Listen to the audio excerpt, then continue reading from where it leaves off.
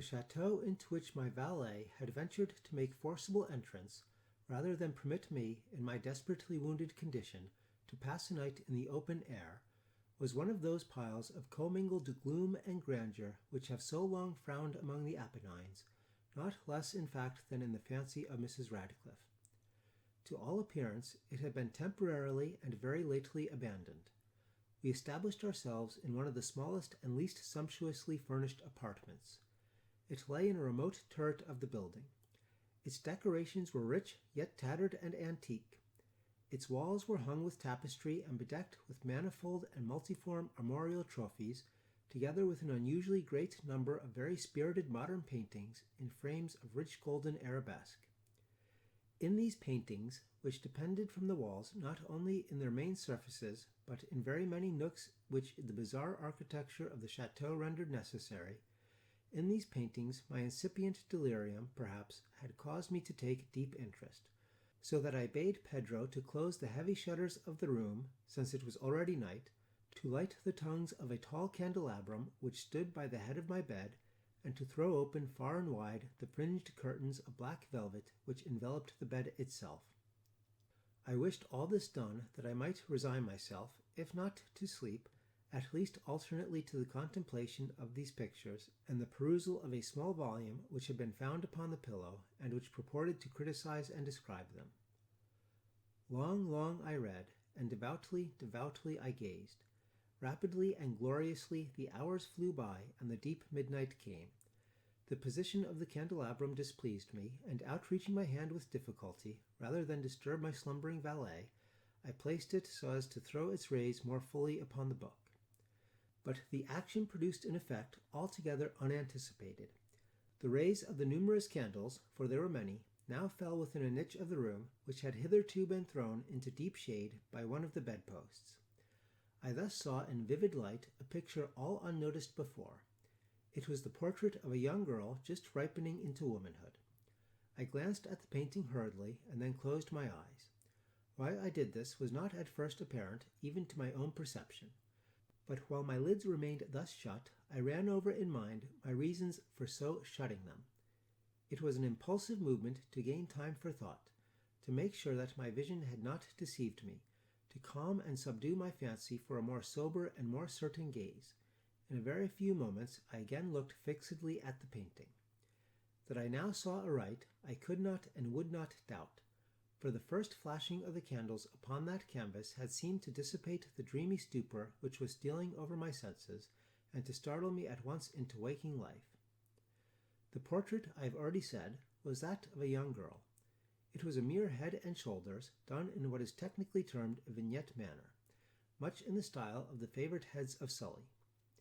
The arms, the bosom, and even the ends of her radiant hair melted imperceptibly into the vague yet deep shadow which formed the background of the whole. The frame was oval, richly gilded, and filigreed in Moresque. As a thing of art, nothing could be more admirable than the painting itself, but it could have been neither the execution of the work nor the immortal beauty of the countenance which had so suddenly and so vehemently moved me. Least of all could it have been that my fancy, shaken from its half-slumber, had mistaken the head for that of a living person. I saw at once that the peculiarities of the design, of the vignetting, and of the frame must have instantly dispelled such idea, must have prevented even its momentary entertainment.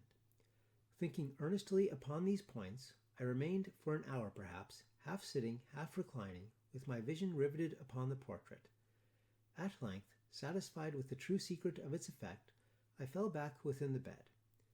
I had found the spell of the picture in an absolute life-likeness of expression, which, at first startling, finally confounded, subdued, and appalled me.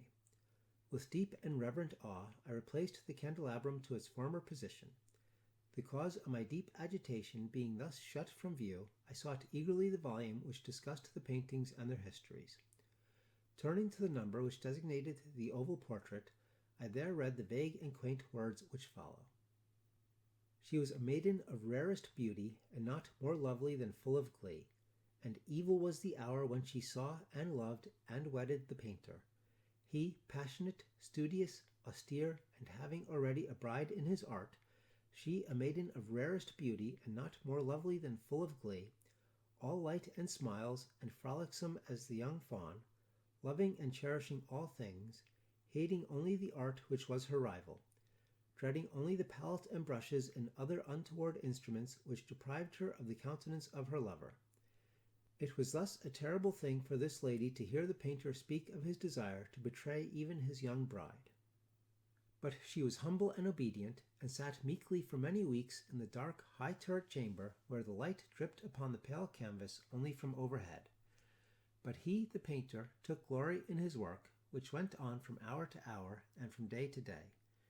And he was a passionate and wild and moody man who became lost in reveries, so that he would not see that the light which fell so ghastly in that lone turret withered the health and the spirits of his bride, who pined visibly to all but him. Yet she smiled on and still on, uncomplainingly, because she saw that the painter, who had high renown, took a fervid and burning pleasure in his task, and wrought day and night to depict her who so loved him, yet who grew daily more dispirited and weak.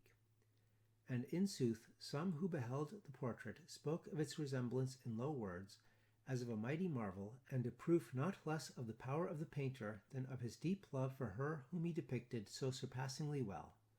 But at length, as the labor drew nearer to its conclusion, there were admitted none into the turret, for the painter had grown wild with the ardor of his work, and turned his eye from the canvas rarely, even to regard the countenance of his wife.